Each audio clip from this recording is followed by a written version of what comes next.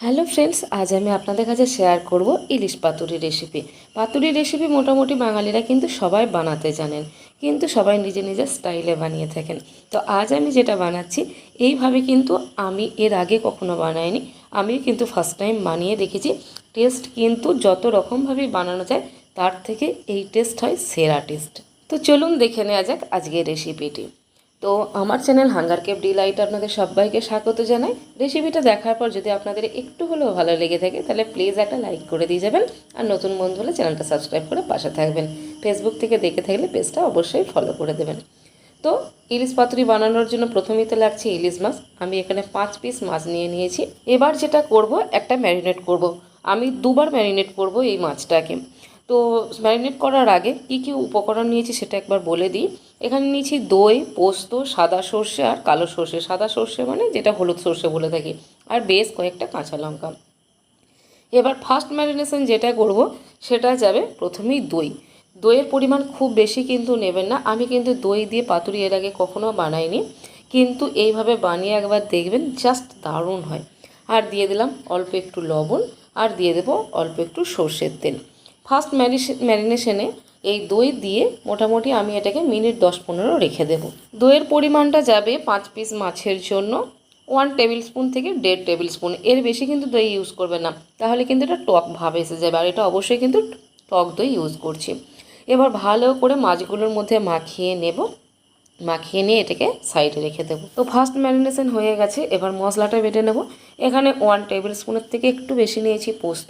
প্রথমে পোস্তটা আমি শুকনো বেটে নেব, কারণ পোস্ত কিন্তু যখনই জল দেওয়া হয়ে যায় তখন কিন্তু পোস্ত ভালো মিহি গ্রাইন্ড হয় না। প্রথমে শুকনো, দেখুন আমি পোস্তটা একবার চালিয়ে নিয়েছি, মানে মিক্সার জারটা একবার ঘুরিয়ে নিয়েছি। পোস্তটা কিন্তু বেশ মিহি হয়ে গেছে। এবার এর মধ্যে যে বাকি সর্ষে আর লঙ্কা আছে সেটা আমি দিয়ে দেবো। তো সাদা সর্ষে নিয়েছি 1 টেবিল স্পুনের থেকে একটু বেশি, আর কালো সর্ষেটা নিয়েছি 1 টেবিল স্পুনের থেকে একটু কম। আর যে কাঁচা লঙ্কাটা নিয়েছি সেটা দিয়ে দিলাম। এটা নিজেদের স্বাদ মতো ইউজ করবেন, কে কতটা ঝাল খেতে পারেন। অল্প জল দিয়ে এটার একটা ফাইন পেস্ট বানিয়ে নিয়েছি। পেস্টটা কিন্তু অবশ্যই ফাইন হতে হবে। এবার করব সেকেন্ড ম্যারিনেশন। তো ফার্স্ট ম্যারিনেশনে 15 মিনিট মোটামুটি হয়ে গেছে মাছগুলো রাখা। এবার যে পেস্টটা বানালাম এই পেস্টটা দিয়ে দেবো। তো পেস্টের পরিমাণটা আমার একটু বেশি লাগছে, তাই আমি সব পেস্টটা কিন্তু ইউজ করলাম না, কারণ খুব বেশি সর্ষে আমার পাতুরির মধ্যে বেশ ভালো লাগে না।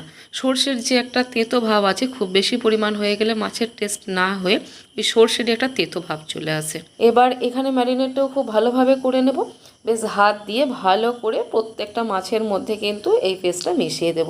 আর এই ম্যারিনেশন করার পরও মোটামুটি আমি 10 থেকে 15 মিনিট কিন্তু মাছগুলোকে এই অবস্থাতেই ছেড়ে দেবো। ম্যারিনেশনে একটুখানি বেশিক্ষণ যদি মাছগুলো রাখা হয় না, খেতে কিন্তু খুব ভালো হয়। এবার এর মধ্যে অ্যাড করে দিচ্ছি চিনি। এটাও কিন্তু একটা মেন ইনগ্রিডিয়েন্টস বলতে পারেন পাতুরির মধ্যে। এই চিনিটা না দিলে কিন্তু পাতুরি খেতে একদমই ভালো লাগে না। আমি এখানে 1 টেবিল স্পুনের থেকে একটু কম চিনি অ্যাড করেছি, আর দিয়ে দিলাম আর একটু লবণ। আমি লবণ তো আগেই মাখিয়ে রেখেছিলাম। এবার যে মশলাটা অ্যাড করলাম তার জন্য যে যতটুকু লবণ দরকার ততটুকু দিয়ে দিলাম।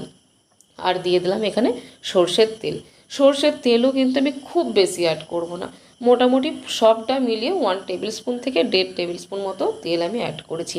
এর বেশি তেল কিন্তু আমার ভালো লাগে না। আপনাদের যদি মনে হয় তেলের পরিমাণটা একটু দিতে চান দিতে পারেন। আমার পার্সোনালি কিন্তু খুব একটা ভালো লাগে না, তাই আমি কিন্তু তেলটা খুব বেশি অ্যাড করলাম না। এবার সেকেন্ড ম্যারিনেশনও কমপ্লিট করে এটাকে রেখে দিলাম। আর এদিকে কিছু কলা পাতা নিয়ে আমি একটু সেঁকে নিয়েছি। এবার কলা পাতার মধ্যে অল্প অল্প করে একটু তেল আমি মাখিয়ে নিচ্ছি প্রত্যেকটা কলা পাতার মধ্যে। তো প্রত্যেকটা কলা পাতায় কিন্তু তেল আমি মাখিয়ে নিয়েছি। এবার এর মধ্যে একটা করে মাছ আমি রেখে দেবো, আর তার সাথে দিয়ে দেবো অল্প করে একটু গ্রেভি। গ্রেভি দেওয়ার পর উপর থেকে দিয়ে দেবো একটা করে চেরা কাঁচা লঙ্কা। আর এখানে অনেকেই তেল ইউজ করেন, আপনাদের যদি মনে হয় একটু তেল ইউজ করবেন তো ইউজ করতে পারেন। আমি আর তেল দিচ্ছি না, এইভাবেই কিন্তু এবার এটাকে মুড়ে নেব। তো আমি আর বেঁধে দিচ্ছি না, আমি এইভাবেই মুড়ে দেব। মুড়ে দিয়ে এটাকে আমি স্টিম করব, আমি কিন্তু তেলে ফ্রাই করব না, তাই বাঁধছি না। কারণ স্টিম করতে গেলে এটাকে আর নাড়ানো ছাড়ানোর কোনো প্রয়োজন পড়ে না, তার জন্য কিন্তু আমি আর দড়িটা ইউজ করছি না, মানে সুতো দিয়ে বেঁধে দিচ্ছি না। তো দেখুন এইভাবে কিন্তু আমি মুড়ে নেব, আর প্রত্যেকটাই কিন্তু এইভাবে মুড়ে নিয়ে আমি এগুলোকে স্টিমে বসাবো।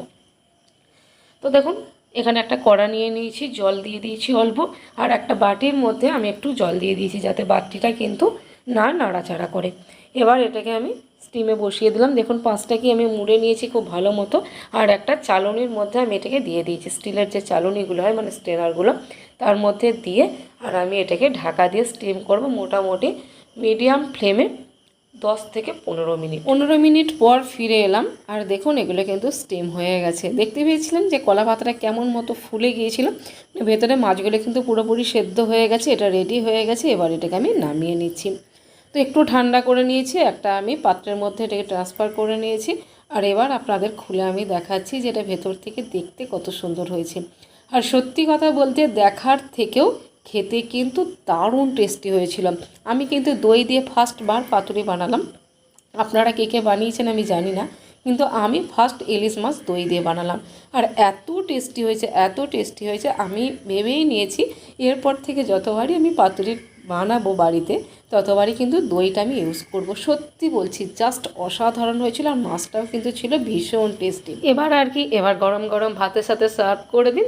তো আমি তো গরম গরম ভাতের সাথেই সার্ভ করেছি, কারণ পাতুরি ভাত ছাড়া অন্য কিছুর সাথে একদমই ভালো লাগে না। তো যাই হোক, বাড়িতে একবার আপনারাও এরকমভাবে ট্রাই করুন যদি না করে থাকেন, আর কেমন লাগে সেই ফিডব্যাকটা কিন্তু আমাকে অবশ্যই দেবেন। তো আজকের মতো বিদায় নিচ্ছি, আবার দেখা হবে নেক্সট রেসিপিতে। ততক্ষণের জন্য সবাই ভালো থাকুন, সুস্থ থাকুন, সাবধানে থাকুন। টাটা।